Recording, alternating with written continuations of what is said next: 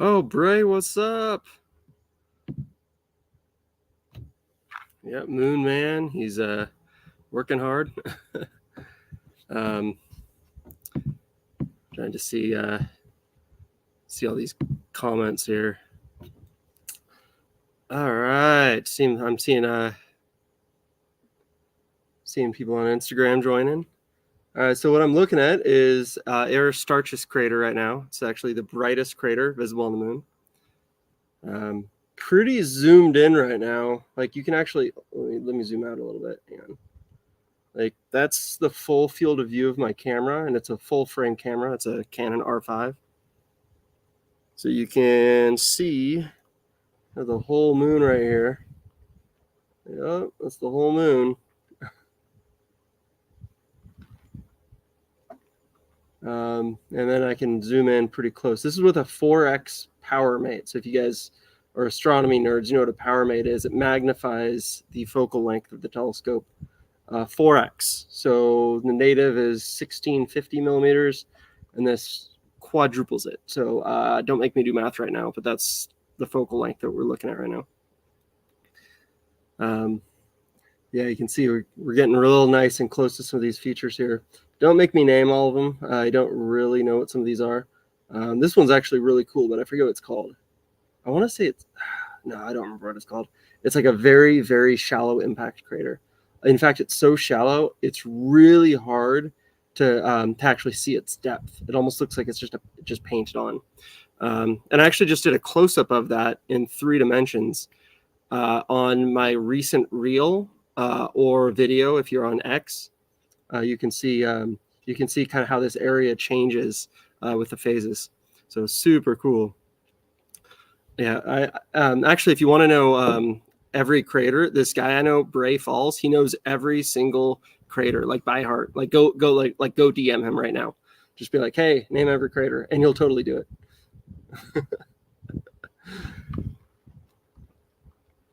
it. Check this out. I've got Copernicus crater here. I went too close.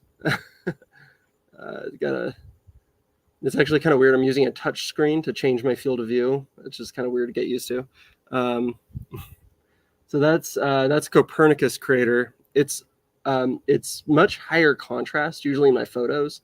I can kind of tweak this and see if I can get the contrast up. It's kind of tricky because I'm like running the EOS utility to like kind of edit this as it goes in live. Oh, whoops, that's way too much contrast. Yeah, maybe this isn't a good idea. No, too much. It was a nice try.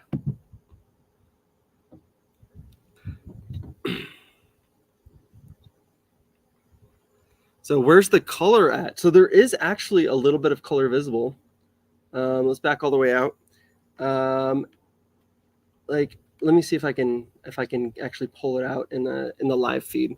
You can see a little bit of color in these 2 Maria here, Sea of Serenity and the Sea of Tranquility.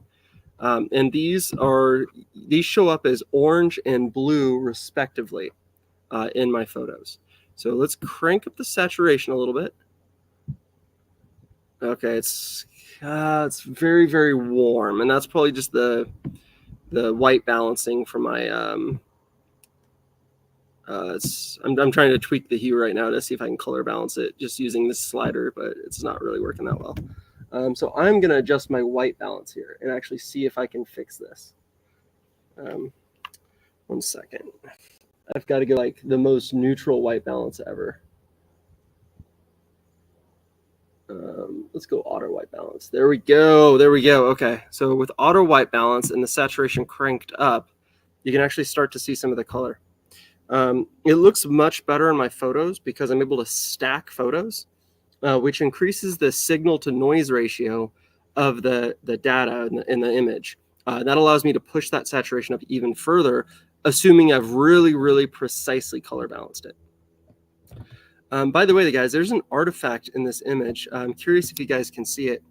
But in the lower left of the image, there's a big giant splash. It's a dust speck that showed up on my sensor, and I haven't been able to get it off. So yeah, the sensor's got a nasty dust speck on it.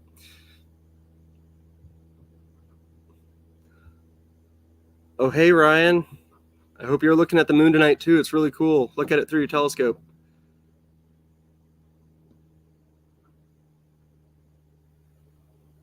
Oh, no, you had gallbladder surgery? That sounds awful. Well, hope your recovery's going smoothly. Oh, somebody's asking, what are the glowing spots? Well, those are usually impact craters. Impact craters are brighter features because they churn up the regolith. Like compacted regolith isn't as reflective as kind of churned up regolith. The lunar regolith is actually naturally retroreflective. At a very, very like high magnification, it looks like crushed glass. Whereas I think we have a tendency to think of the moon as like being like made like sand or something. Well, it's not like sand at all. You see, sand is eroded on Earth. So when you look at sand at high magnification, it actually looks like little pebbles.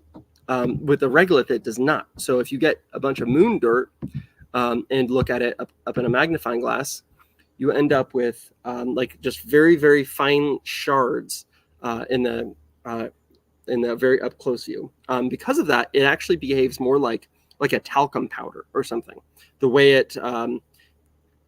your footprints settle in it, and then of course the retroreflective properties of it. So, and that's also one of the reasons why when it's a full moon, it gets significantly brighter, and there's not really a lot of limb darkening with the moon. With most spherical objects, you get a little bit of limb darkening around the edge. But if that object is coated with something retroreflective, it actually will shine back at you all the way to the edges.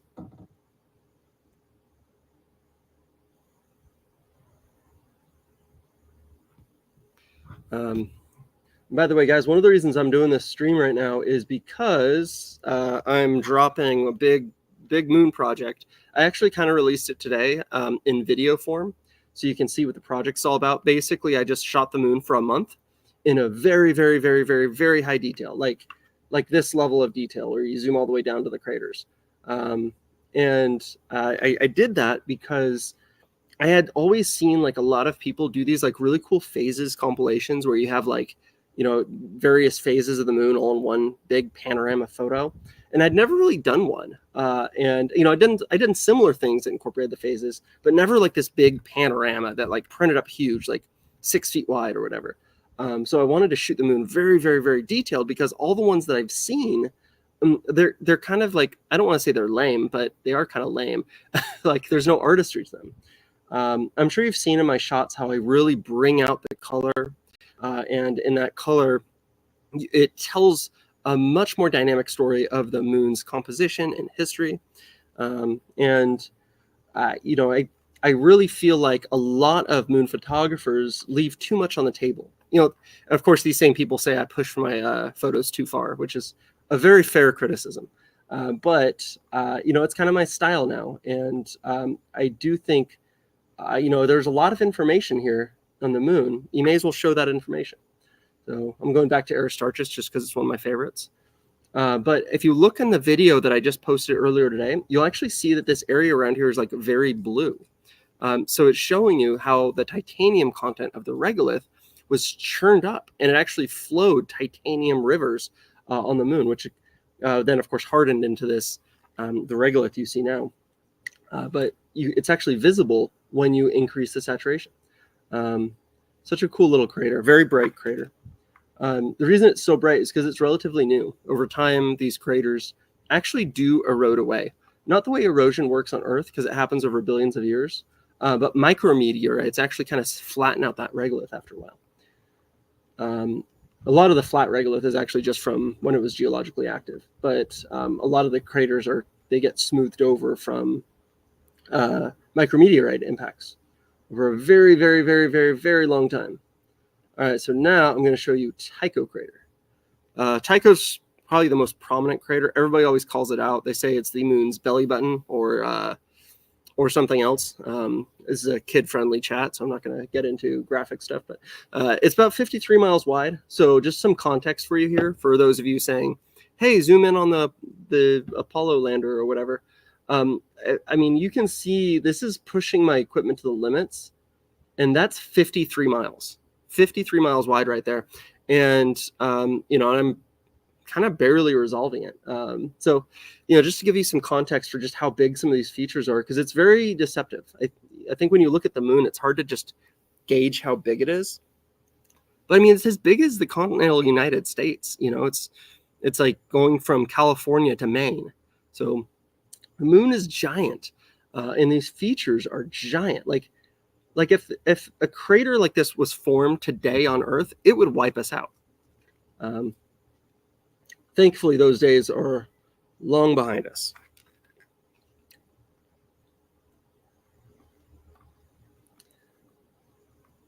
So let's get in a little bit closer on some of these really high contrast areas. So I don't know the names of all these craters, but I try. But when you're here on the what's called the lunar terminator, it's where light meets dark. You can see these long shadows show up, and that increases the crater relief. I'm often asked, why are there so many craters right along the shadowed edge? And there's not more craters there. It's just when those shadows are longer, you're able to really see those details. I love that question. Is this really real? Yes, it's really real. This is the moon. And this is look at how it looks through a 14-inch telescope. So if you're curious what I'm using tonight, it's a 14-inch Dobsonian telescope. But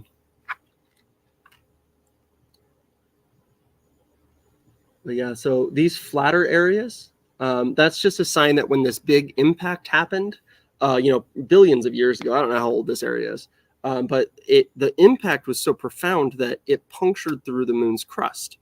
And as a result, the basin of the crater filled in with magma.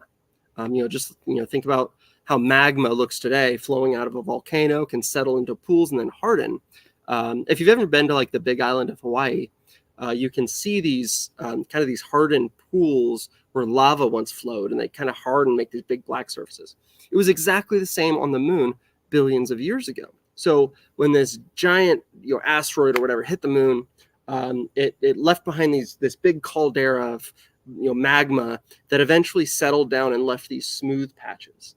So you can see how these different craters, kind of their age based on how the regolith behaved at the time. Then you also see craters that have these central peaks in them. I saw a good one. I guess this one kind of has a good central peak.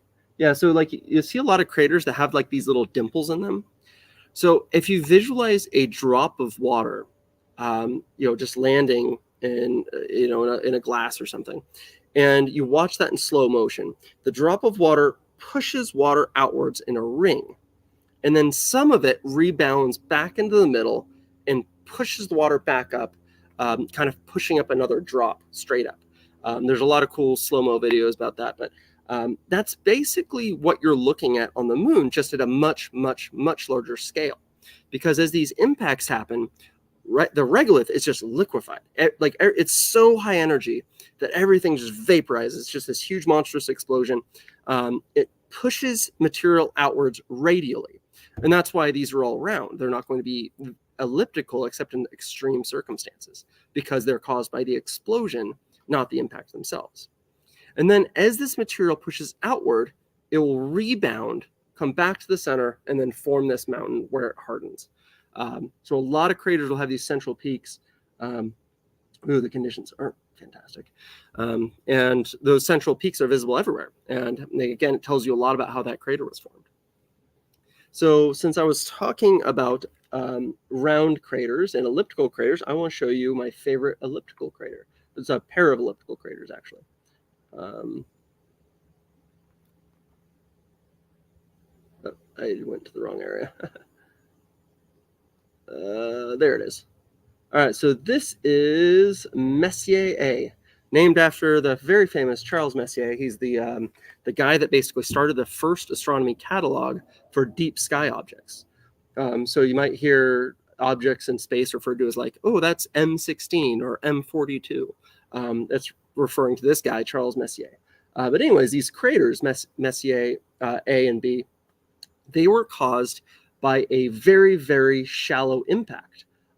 It was under 15 degrees when it hit the Earth. So like very, very shallow. It kind of like skimmed the surface of the moon and then impacted.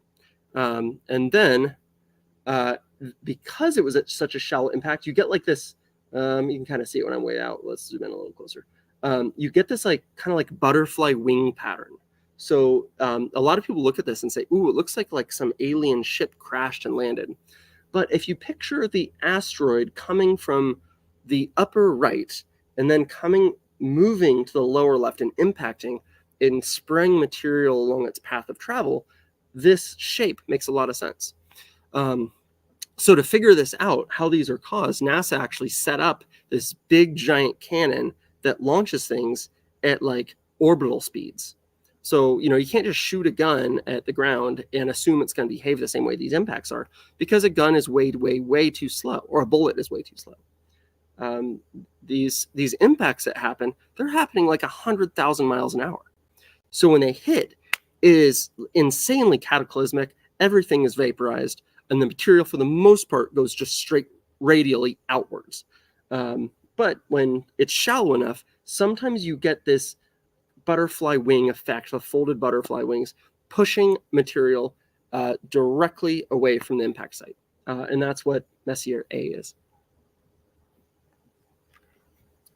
It looks like one of my streams might be frozen, but I'm not sure. It looks like maybe. I hope not. Oh, it's my capture software. Yep, my capture software is broken. It was disconnected. Hang on, I'm going to try to get it back.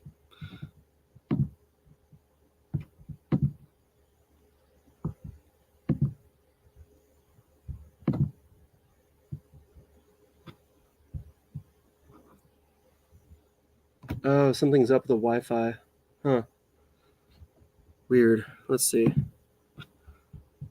Nope, it's not this one. Oh, is it back? It says it's back.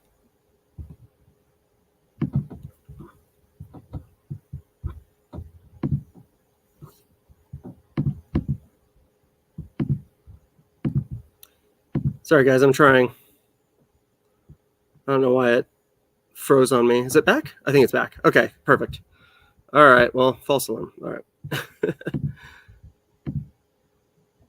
All right. Cool. All right.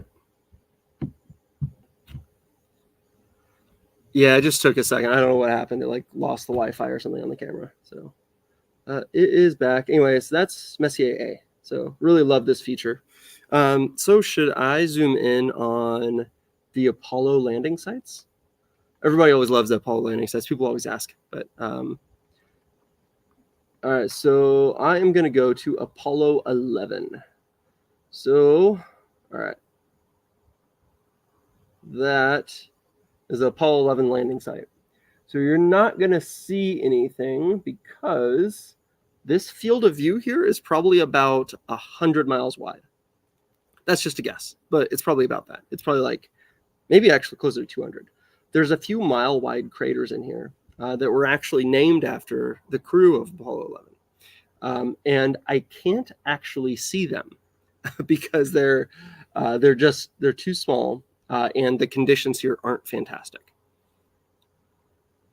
So yeah, that's just some frame of reference for how far away I am from being able to resolve anything from these missions. I wish I could, but the moon is just too far away. But let me show you my favorite Apollo landing site, and hopefully this one will be able to actually see some neat details. So I'm going to zoom in on a place called Montes Apenninus, the Apennine Mountains. This mountain range, and let's actually stop zooming that way. This mountain range here was where they decided to park the Apollo 15 LEM. Oh, there it is. So these mountains right here.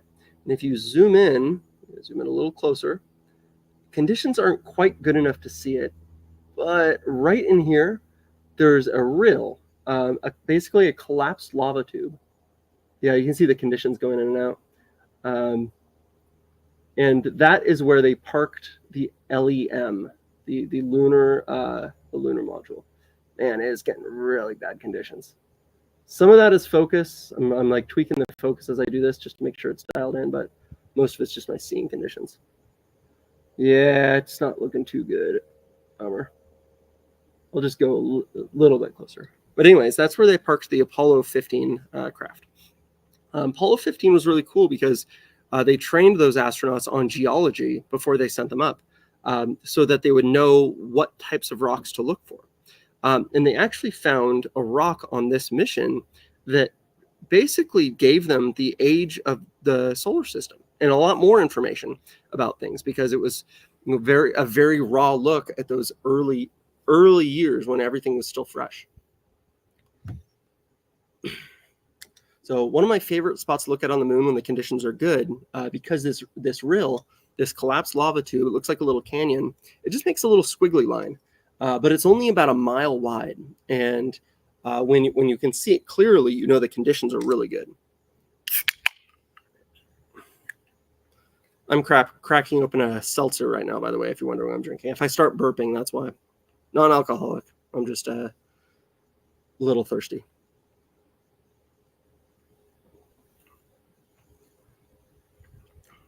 Ooh, great question from Truncated Walrus on X. I'm new here. What kind of tripod/stand do you use?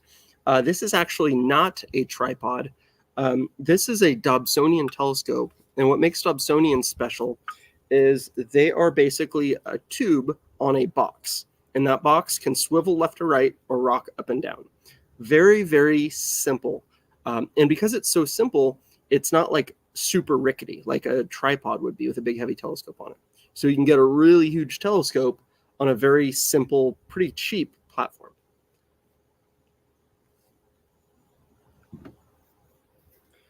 All right, let's look at some other stuff. What else should we look at? Ooh. Let's see. We can look at Kepler. Kepler looks really nice right now. So this trio right here, this trio of craters. Can I zoom all when I zoom in? No, not quite. So this trio is Kepler, Copernicus, and Aristarchus. I'm going to zoom in on the middle one. That's here. That's Kepler. Love this crater. I think this one's about 30 miles wide. I'd have to Google it to know for sure. But you see these ejecta patterns? So like you can just visualize, even though it's a relatively smaller crater compared to some of these big ones, it made a giant mess. And then Copernicus is just so cool. I love Copernicus. It's just like got so many interesting things going on around it. And then the same with Aristarchus, which is right here. Aristarchus actually has a really nice canyon running off of it, formed by lava tubes that eventually collapsed. If you don't know what a lava tube is, just kind of visualize rivers of lava. You end up with regolith that settles on top of them. Then eventually that river of magma makes a canyon that's underground, and then it collapses. So, or at least that's my understanding. I'm not a geologist.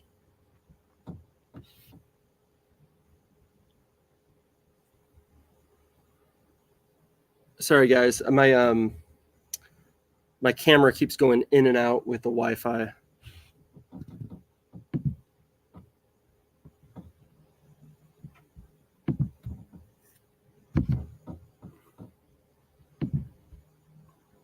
Oh, it's back.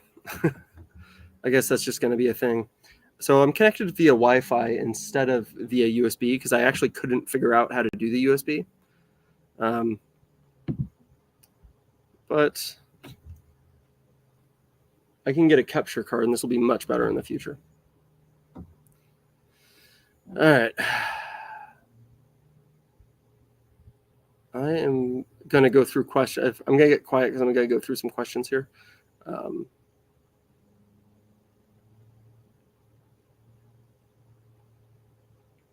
You can't actually see the retroreflectors. That's a great question, but you can detect them using lasers. Yeah, they're really small.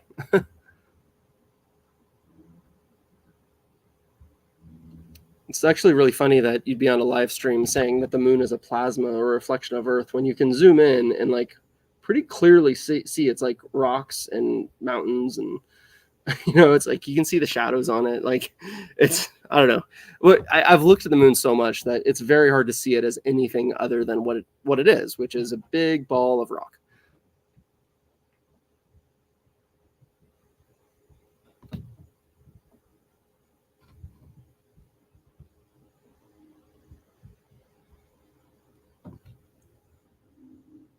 I'm gonna back out here and go to some other areas.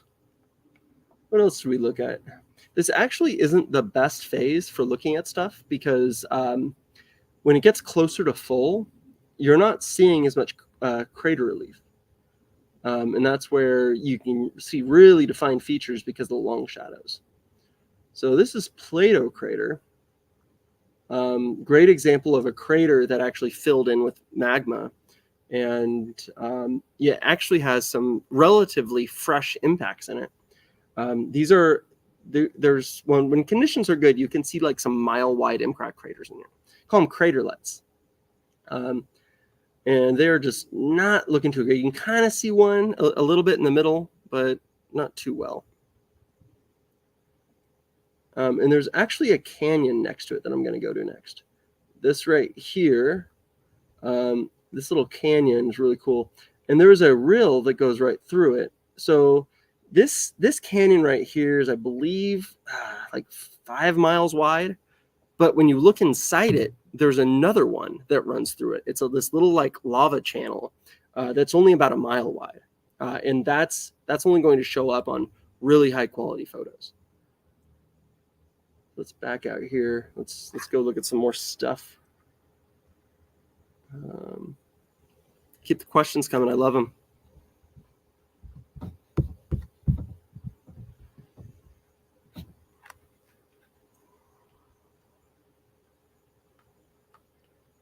There's like a huge lag on the Instagram live. Get it together. X seems to be real time, but let's see. I showed you that one already. Anybody here seen that movie Moonfall? So Moonfall has like the whole premise of it's kind of ridiculous, but I still kind of love it just because it's an over-the-top sci-fi movie. But they say that the moon is hollow, and in that movie, the access point to get into the moon, where like the aliens go in and out, is this crater right here. Like in the movie, that crater was actually a hole. And I thought it was funny just because like I can see this crater. I can see that it's just a crater, not a hole. Maybe not tonight because the conditions aren't very good, but that crater was how they got in and out of the moon. But if you want to like just turn your brain off and watch a bunch of action about space and stuff, like it's not a terrible movie.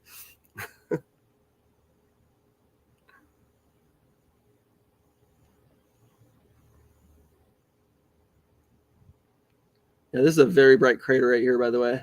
It's, like I actually underexpose all of my moonshots because this one crater is so bright that it will clip my data and become overexposed if I'm not careful. Oh yeah, Moon starring Samuel Rockwell. That was a great movie too. I love that movie. It's like I thought it was plausible too. Like it's ridiculous in some ways, but it was really well done. Sam Rockwell's a great actor. Underrated, definitely.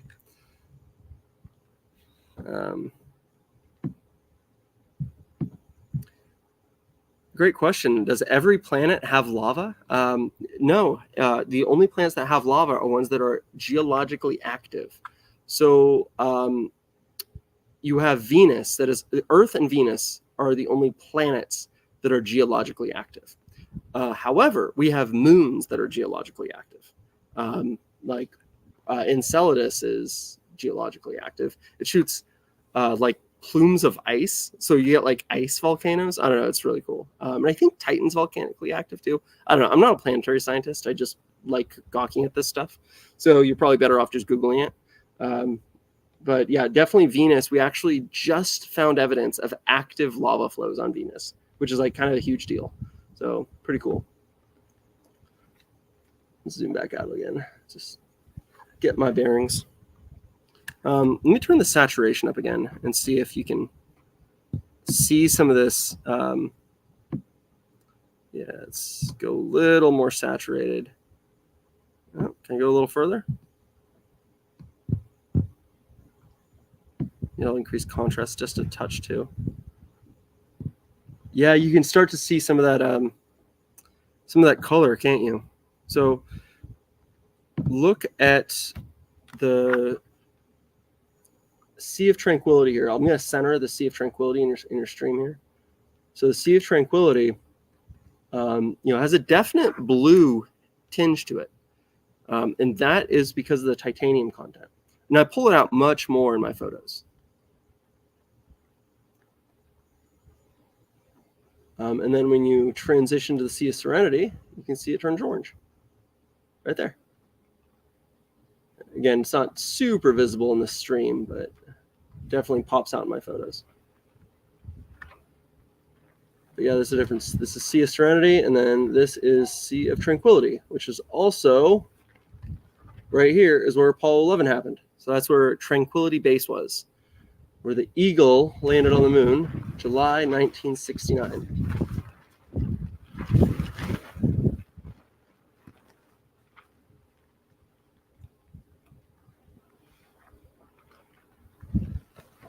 Let's see if we can see some other cool features on here. There's like this really cool lava tube that's like in here, and I'm wondering if I can see it live. It's like in this area. Let me actually move this. I'm just gonna kind of look around until I find it because I'm a little bit disoriented. There's a lot of cool stuff to look at, but here it is. This is the one I was thinking of. So this is like, this shows up really nicely in my photos, but this is like this really, really long lava tube, and the way it collapsed is really weird. And if you look on it, you can see there was actually like there's craters along it, which leads you to believe that maybe, like we know, like obviously asteroids are pretty random, like they're not going to target an area, but volcanic activity does work like that. You can get clusters of volcanoes, so very likely these are volcanic craters, not impact craters. Sorry guys, I lost the Wi-Fi on the camera again, but I'll get in here.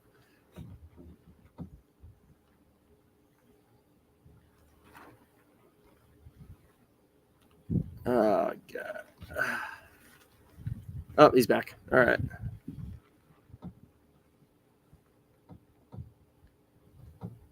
All right, I'm gonna go through comments while I wait for the feed to jump back on here.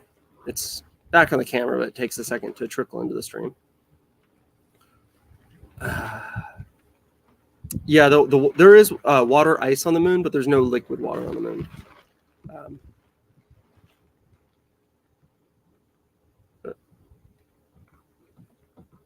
Yes, the moon landing was real. We brought back like 700 pounds of moon rocks.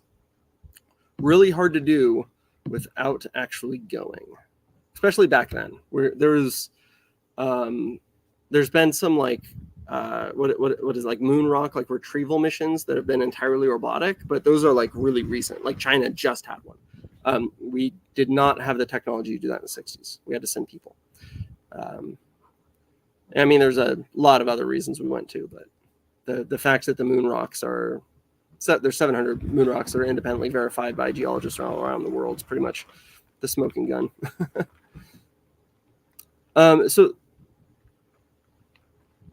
the moon is not cold, unless you said mood is cold. It might have been a typo. The moon is very hot or very cold, depending on the which side is in daylight. So like in these deep craters where it's dark, it's cold. In the sunlight, it heats up very quickly because there's no atmosphere to regulate the temperature, so you get some temperature extremes.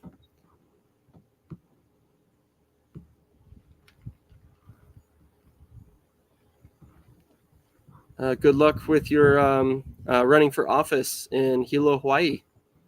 I think we need more astrophysicists in public office. Be great. I'm going to be in Hawaii at some point soon, at the top of Mauna Kea, hopefully doing some planetary work. So I'm going to be out there.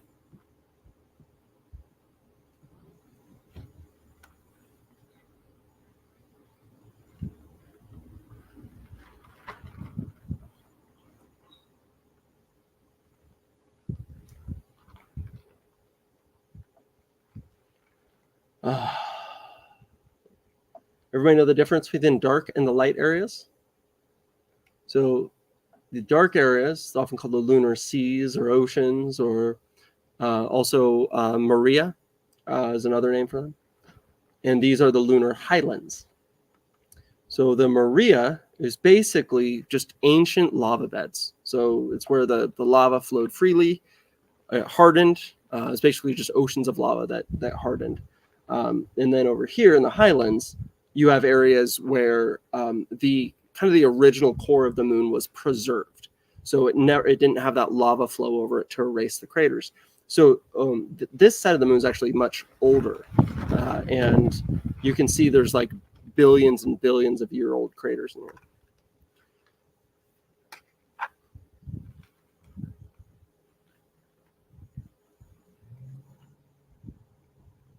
So if I could go to the moon, I would actually probably just photograph the Earth. The moon is actually really boring up close, or at least I think it is. It's just gray landscape. But the Earth is fascinating. So getting really cool shots of Earth. I would love to do a time lapse of Earth because that's something that nobody's ever done before.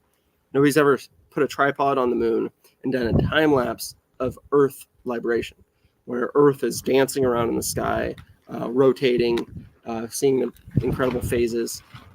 So would love to see that.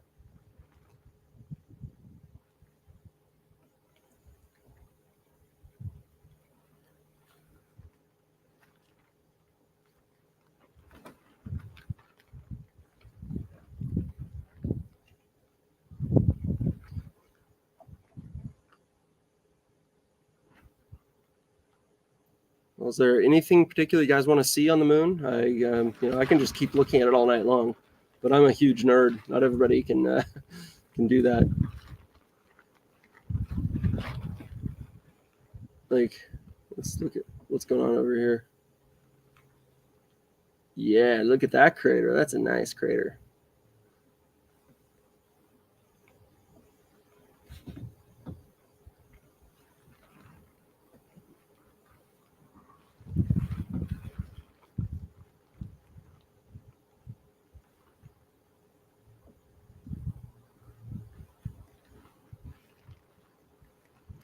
Ooh, somebody wants me to explain tidal lock. So, in any two-body system, tidal locking is actually inevitable.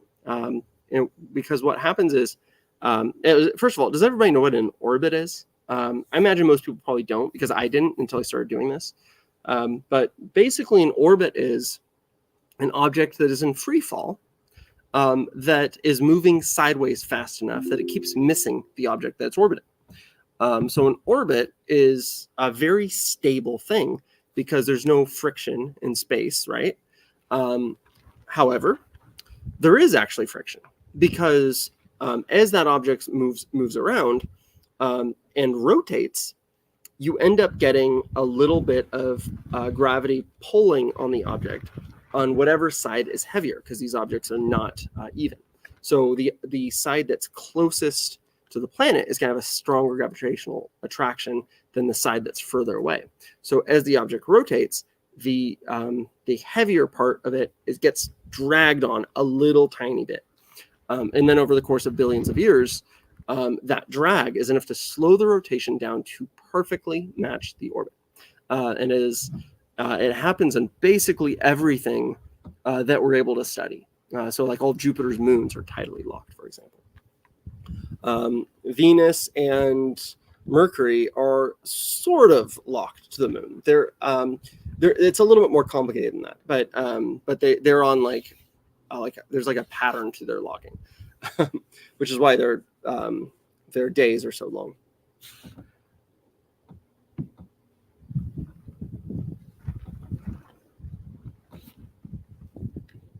But yeah, I love these close-ups of craters. They're so cool. But anyways, yeah, the moon is tidally locked. But because its orbit is elliptical, sometimes we can see a little bit of the sides too. We can see about 59% of the moon's surface. And it would only be 50% if it was in a perfectly circular orbit.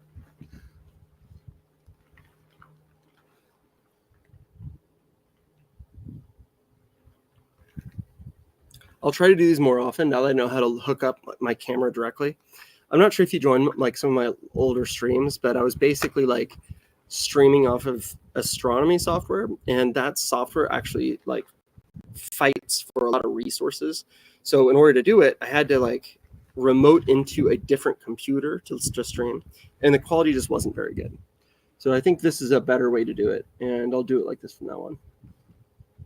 Well, I don't think I can do it like this for the sun because that's a different type of camera, but I can do it for the moon and maybe planets. I can show you some planets. But how cool is this, right? Just love Tycho Crater. Oh, I lost you. Come on, come back.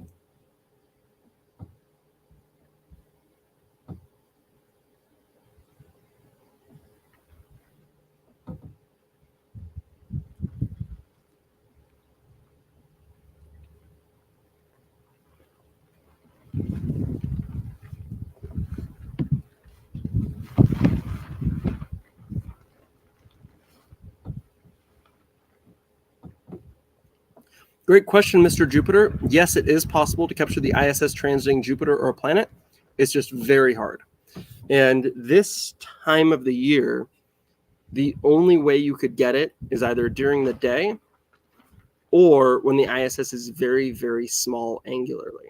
Because if you visualize the ISS as it transits the sky, it's the largest when it's at zenith. So that means to transit a planet when the ISS is large, the planet would have to be at zenith. And the only time there's planets at zenith is during the day, this time of year. But later this year, we will have Saturn, we'll have Jupiter, even Mars at zenith. So it'd be possible to capture a really nice ISS transit. But if you want to see the ISS, which you'll need to because the planets aren't large enough to silhouette the ISS, it will need to happen right after sunset or right before sunrise. So that leaves a very narrow window to do it. So yeah, it's possible. It's just a pain.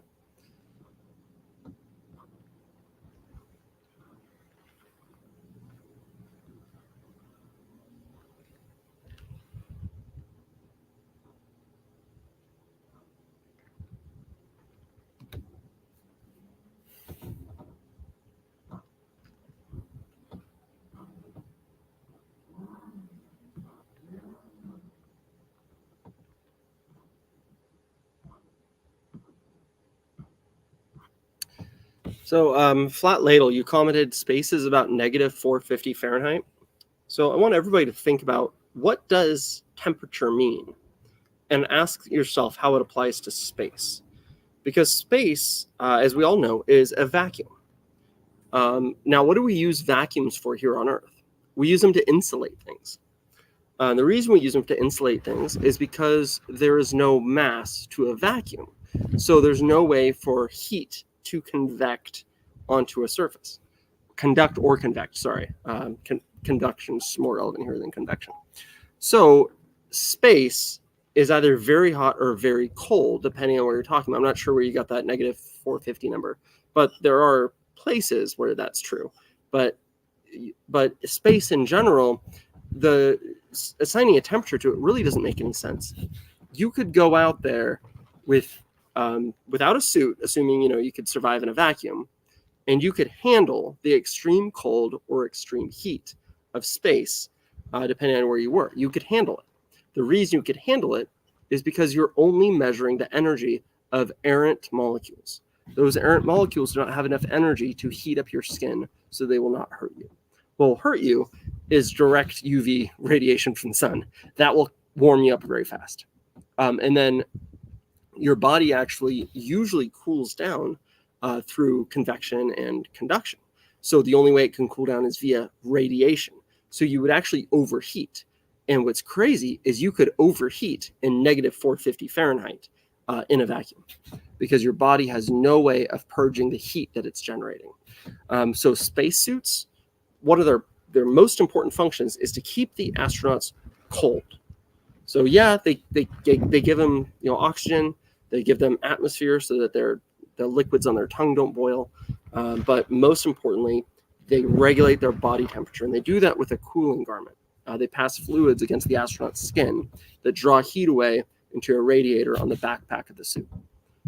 So just a fun fact for you about space and temperature, but I love bringing it up because I see it as a common misconception. It's a lot of people say, well, if the moon is 500 degrees or whatever, and it's not 500 degrees, but we'll get there, then how does this stuff work? Well, first of all, your oven is 500 degrees, and we have pans that can go in there. So I think NASA can design a spacesuit that can handle it. My oven mitts can handle it. I'm sure a $1 billion spacesuit can handle it. But it's more than that. It's most of what you're exposed to in space is vacuum, where temp doesn't matter. So the only thing astronauts really needed insulation for was the bottoms of their feet, which was very easy to do. But yeah, the lunar surface was pretty hot. It was a couple hundred degrees. It was slightly hotter than the pavement here in Florence right now during the summer.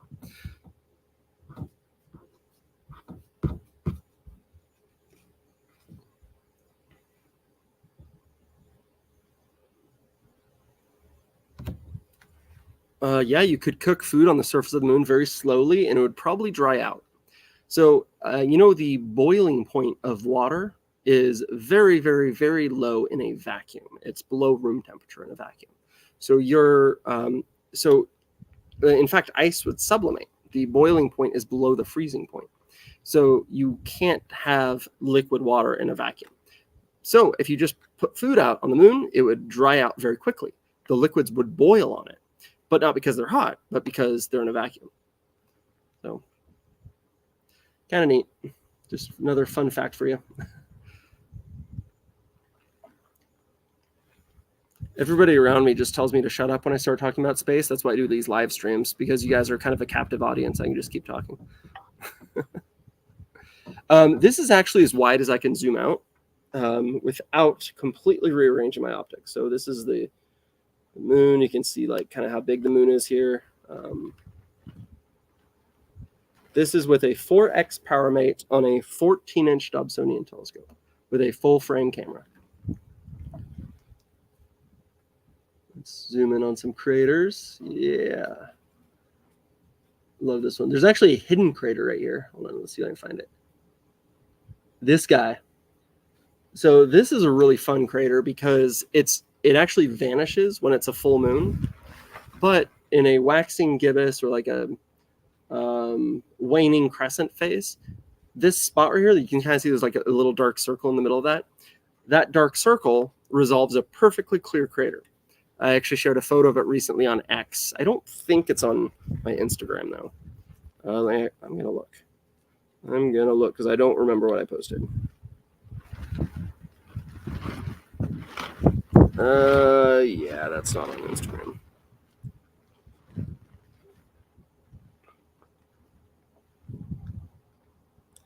Yeah, I think it's on X. Oh, well.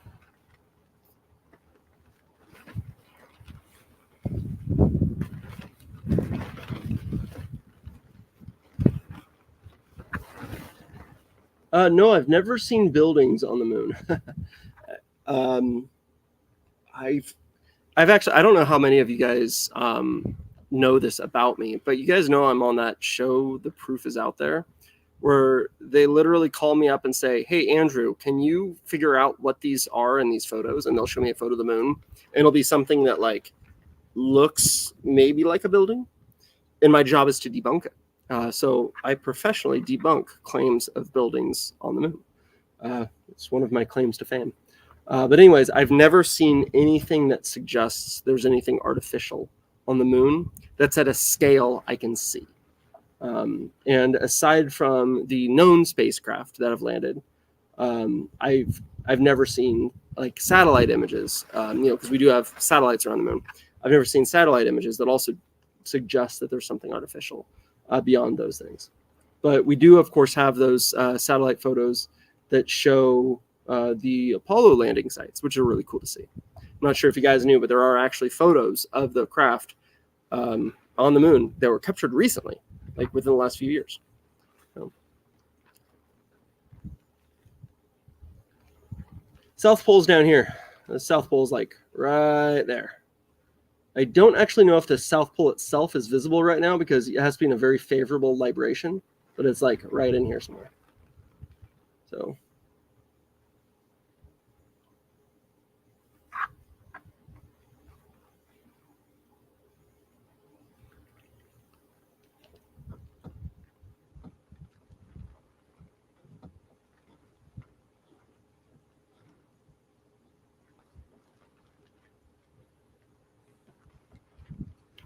This is a Canon R5. Someone asked me what the Canon model I used was.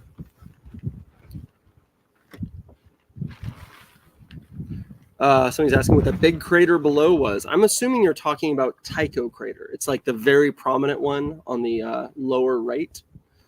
Very, very prominent. This guy. Yeah, love that crater.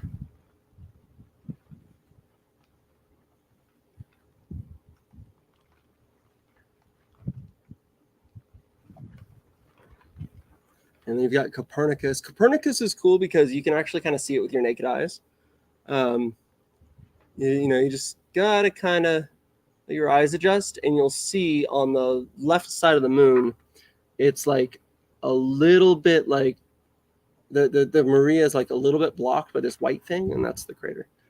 I feel like it's the only crater I can see with my naked eye. Otherwise, you really only see Maria.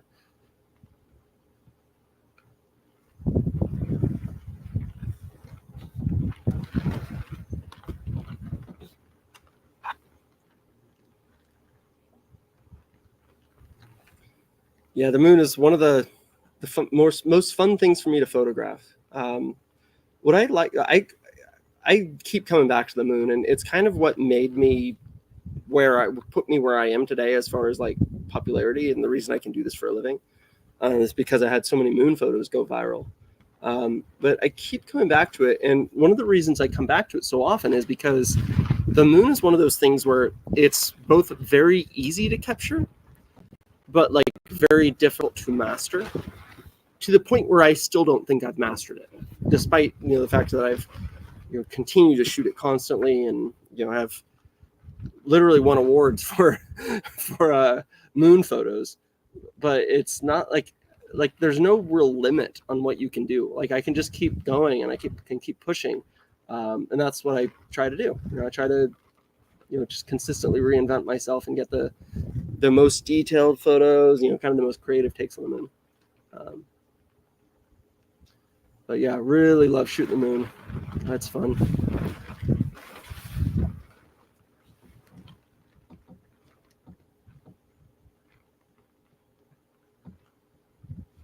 Yeah, the bright spots are more recent impacts. That's correct. Yep. When you think of the moon as something like compacted flour, and then maybe even like compacted flour that's like been a little bit scorched, so it's like kind of burnt on the top, and then you just like shoot it with a gun, you'll have a white spot in the flour. And no, I've never seen an impact happen live. I haven't. I've had them happen while I was shooting the moon, and discovered by other people, but it was like in between shots, so I didn't actually get the shot. I was really upset about that.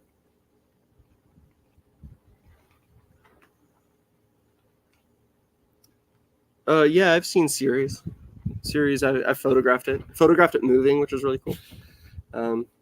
The closest I can get with my best lens. So this telescope is my largest. It's not a lens. It's a mirror-based telescope, and I can get a bit closer than this. And if I use stacking technology, I can overcome the atmosphere a little bit.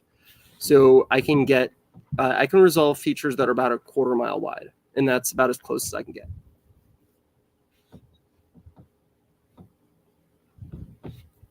Shadowhunter on X says 100 megapixel Hasselblad would help.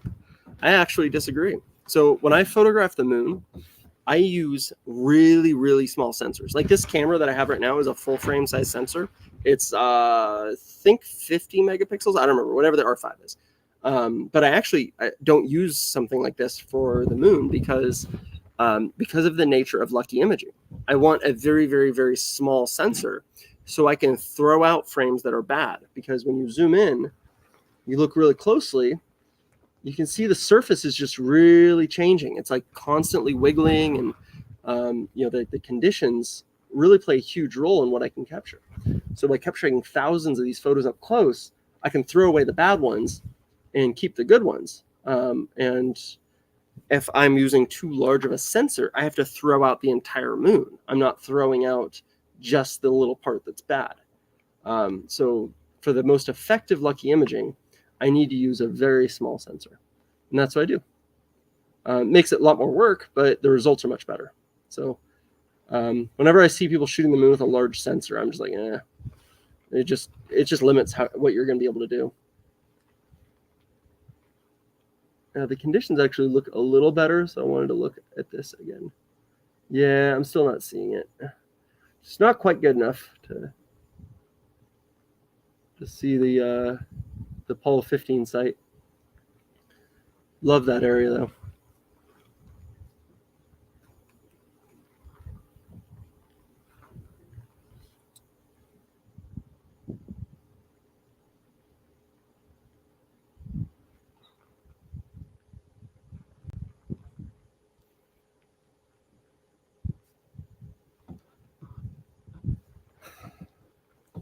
Wouldn't it be so awesome if while I was streaming, just like some aliens like flew by or something?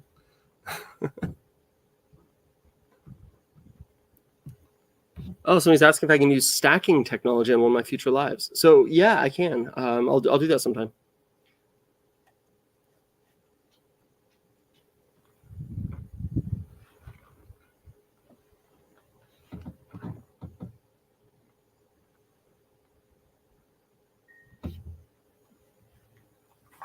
I'm glad you guys are enjoying the stream. I don't know how much longer I'm going to do this just because I'm getting attacked by mosquitoes. Oh no, it went down. I think my head is like exactly between my camera and my router, which is why occasionally it just shuts off. I could actually probably connect it to a different router.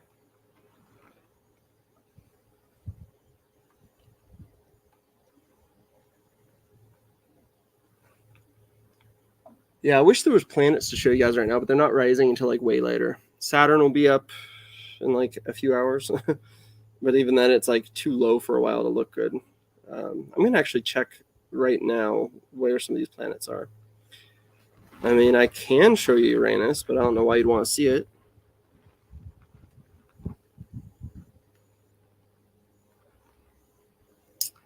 Oh, great question. Why is this full moon called strawberry? So every full moon kind of has this name associated with it. It's like the worm moon, the wolf moon, the pink moon. It pretty much all boils down to what the Native Americans called the moon because of what was happening during that season. So I'm not going to Google it, but I'm just assuming the strawberry moon is called that because strawberries were probably in season. Like, I'm probably right, but I mean, that's my guess. I always look it up every year, and it's always just something very simple like that. So yeah, that's my guess. You can look it up. Thank you, Mr. Jupiter, for confirming that Uranus is too low. I kind of had a feeling it would be. There's not a lot going on planet-wise because they're right now they're basically morning objects. I am debating if I want to point at a nebula. So, nebulas are very faint. So live streaming them is pretty hard. However, I can do long exposures. It'll just be very low frame rate. So the moon is very close to the core of the Milky Way right now. So it's a lot of the nebulas will be washed out. That said, I'm going to try anyway. All right. First of all, I've got to take out this magnification. So 1 second.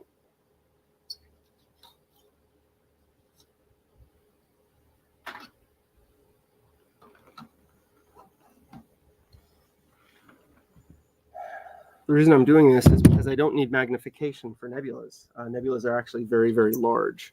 What you need for them is light gathering. And the more magnification you use, the darker everything is. All right, so I am going to find Messier 8, which is called the Lagoon Nebula. And we'll see if we can see it.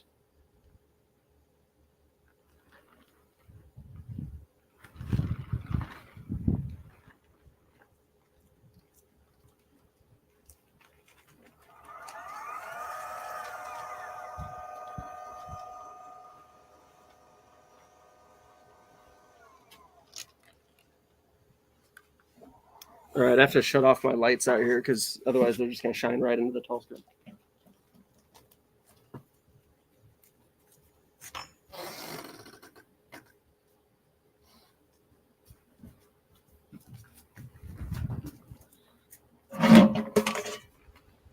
All right, guys, bear with me. I got to change the exposure settings and hopefully I'll get something. Oh, we get some stars. Yeah, some stars. All right, I'm going to change post-processing here.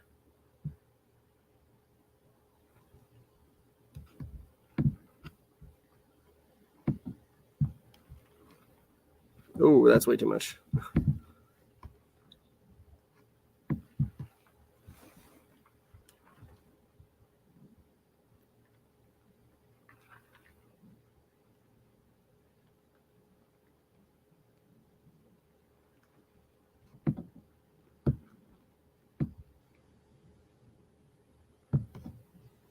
All right, let's see if I can find the nebula.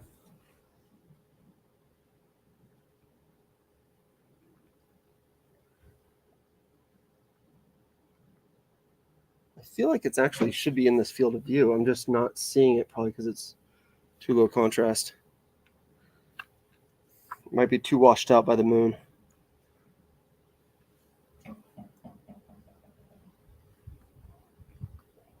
Like I'm looking through my little viewfinder and I'm not even seeing stars. It's so washed out because the moon's right there.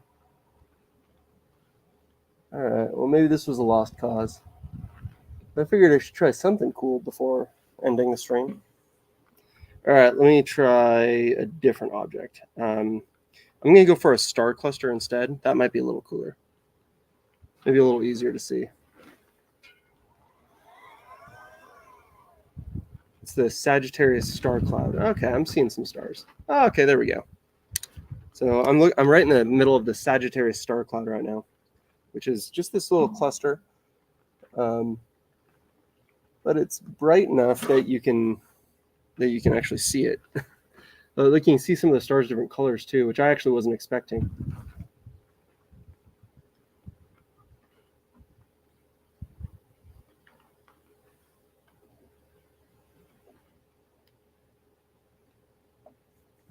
It's pretty sweet. And I actually can't even see you guys right now.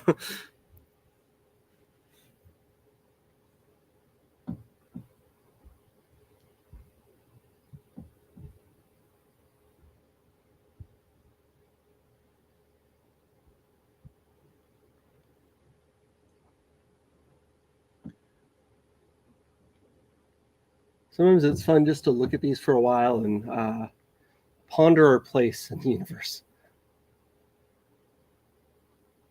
It's so funny because I can clearly see like the glare from the moon in the camera. It's like so bad.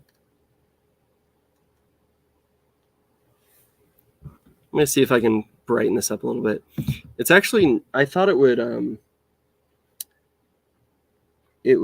keep my camera settings and just decrease the frame rate, but it's giving you the live view still. So I don't think I can get my frame rate high enough to give you a good look at this.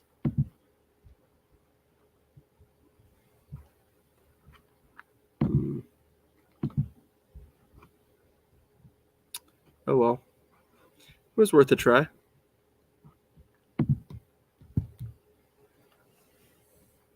I'm good. There's another bright nebula right here called Messier 16. It's called the Mega Nebula, also known as the Swan Nebula. Sorry, Messier 17. Messier 16 is actually the Eagle Nebula, which I'd show you, but it's a little bit fainter. But that's actually where the where the pillars of creation are.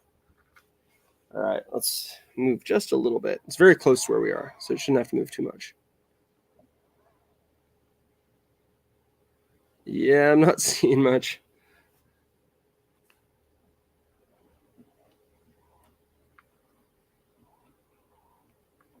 Yeah.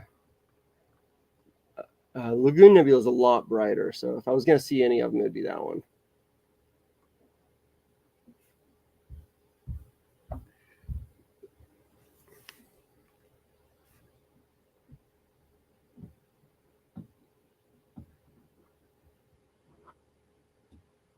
All right, I'm going to try the nebula one more time, just in case I wasn't pointed right at it. And then after that, I'll probably end the stream. I'll go back to the moon. I'll go back to the moon first. I can handle a few more bug bites. Sorry, guys, camera disconnected, but I'm sure it'll come back. Oh, yeah, there it is. I can actually see the nebula.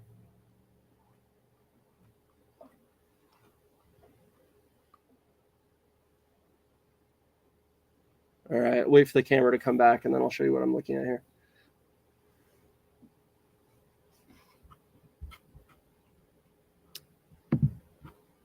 So you can faintly see the nebulosity from it. I wonder if there's a way to change it in my settings to there might actually be a way to mess with my settings here and show the the proper view. Let's see. Bear with me. I'm just screwing off my settings here.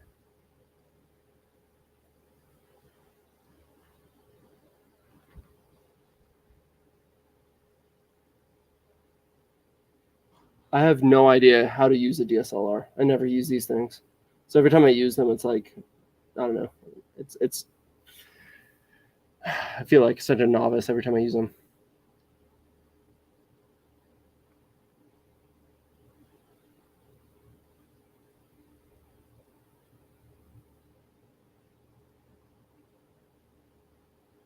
Yeah, I don't know if there's a way to do it.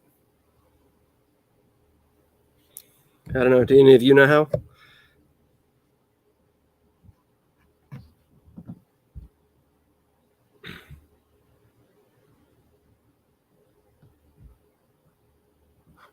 I wonder if it just works if I just take a photo. I'm taking a photo right now. Oh no, it turned off the stream. All right. Well, maybe it'll fix it. Man, that was so bright. Wow. Yeah, I think it literally turned off the stream. Let me yeah, I am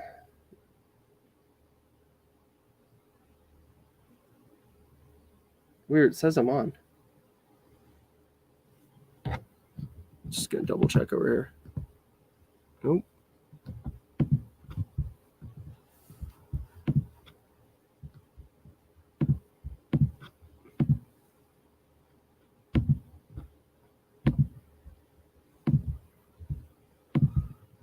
All right, I think I might have lost my stream for good. My battery's almost dead anyway, guys. I think I gotta pack it in. But this was fun. Thanks for coming out with me and hanging out with me while we looked at the moon and other stuff.